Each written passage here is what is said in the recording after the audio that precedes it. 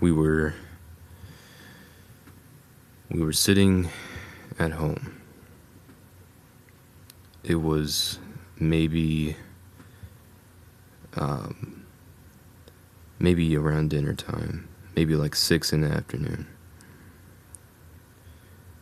We get a call from a nearby hospital, and they tell us to come down quick to see Royce. They didn't tell us what it was for. They didn't want to say it over the phone. They wanted us to be there to hear it. So we rushed really, really quickly.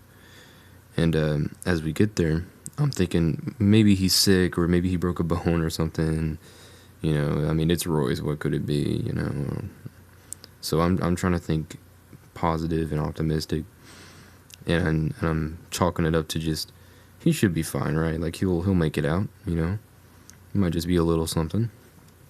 But you know, even at that point, there was still this little thing in the back of my head that was kind of just like, well, why would they call us? You know, why would they be so, you know, sincere and just be like, we don't want to tell you over the phone, just come down here, we want to tell you in person. Like, why would you want to do that if it weren't so serious? So I was like conflicted. You know, my head was like congested and just, you know, either side I couldn't determine. So I was just in this state of mind where I'm like, something's wrong. You know, he's either going to make it out or he's not. And as a kid, that's like, I say kid, I'm like 15 at this time. But I mean, as at 15, even then, it's still nerve-wracking. You don't know what's happening, you know. We get there, and we walk in the room where he's laying in a hospital bed, and he's literally just laying there, and he turns his head. He looks at my parents, and then he looks at me, and he just smiles, and he, like, you know, takes his hand, he's like, come here, you know, he's just waving it, and he's shaking, and he's like super weak and everything. And one of my pet peeves is monitor beeping. I cannot stand the sound of monitor beeping, but because this was my best friend, it didn't bother me at all. I almost didn't hear it.